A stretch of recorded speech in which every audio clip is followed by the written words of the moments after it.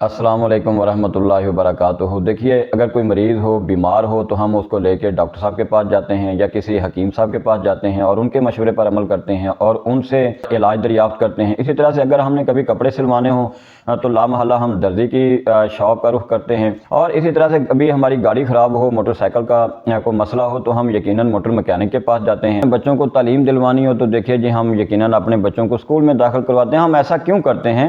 یقیناً اس کے پیچھے ہماری سوچ یہی ہے کہ جو بھی مسئلہ جس شعبے کا ہو، اس مسئلے کو حل کروانے کے لیے اور اس کے بارے میں رہنمائی حاصل کرنے کے لیے یقیناً اس شعبے کے ماہرین کے پاس جانا چاہیے۔ لیکن ہم یہ کہتے ہیں کہ دین کا جب علم حاصل کرنے کی بات آتی ہے تو اس بارے میں ہمارا یہ رویہ کیوں نہیں ہے؟ ہمارے دینی علم کے حصول کا ذریعہ کیا ہے؟ ہماری دینی معلومات کا سورس کیا ہے؟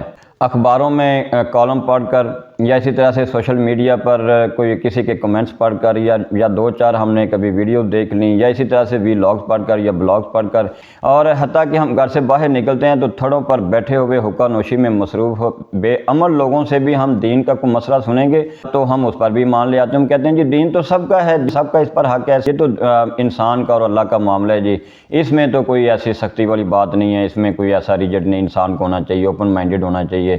دین کے معاملے میں، دین کے علم کے بارے میں ہمیں بڑا اوپن مائنڈڈ ہونا چاہیے۔ لیکن ہم یہ کہتے ہیں کہ دیکھیں، آپ جب گاڑی آپ نے ٹھیک کروانی ہو تو آپ ڈاکٹر کے پاس بھی نہیں جاتے، حالانکہ اس کا علم اس موٹر مکینک سے کہیں زیادہ ہے، لیکن ہمیں یہ پتہ ہے کہ چونکہ گاڑی کا جو علم ہے وہ صرف موٹر مکینک کے پاس ہے۔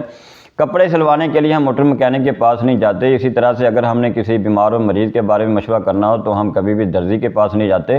تو دین کا علم حاصل کرنے کے لیے ہم قرآن اور حدیث کی طرف رجوع کیوں نہیں کرتے، اور ہم دین کا علم حاصل کرنے کے لیے مستند علماء کرام کی خدمات ہم مستعار کیوں نہیں لیتے؟ اگر ہم مستند علماء کرام کی خدمات مستعار لینے کی پوزیشن میں نہیں ہیں اور ہمارے پاس وقت نہیں ہے، وسائل نہیں ہیں، تو ہم گھر میں مستند علماء کرام کی لکھی ہوئی تحریر کردہ کتب بھی گھر میں لے آئیں، قرآن کی تفسیر گھر میں لا کے رکھ لیں، ہم احادیث کی کتابیں گھر میں لا کے رکھ لیں، ہم ان سے علم حاصل کریں۔ اور اللہ تعالیٰ کا قرآن مجید میں بھی یہی ہمارے لیے حکم ہے، فَاسْأَلُوا أَهْلَ الذِّكْرِ إِن كُنتُمْ لَا تَعْلَمُونَ۔ اگر تمہیں علم نہیں ہے تو تم اہل علم سے دریافت کر لو، اہل علم سے رجوع کرو، اہل علم کا رخ کرو۔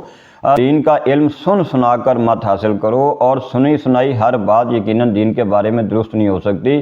کبھی غور کرنا چاہیے ہم نے اپنی پوری زندگی میں کتنے منٹ، کتنے گھنٹے دین کا علم حاصل کرنے پر ہم نے صرف کیے ہوں۔ اللہ تعالی ہمیں عمل کرنے کی توفیق عطا فرمائے۔ السلام علیکم ورحمۃ اللہ وبرکاتہ۔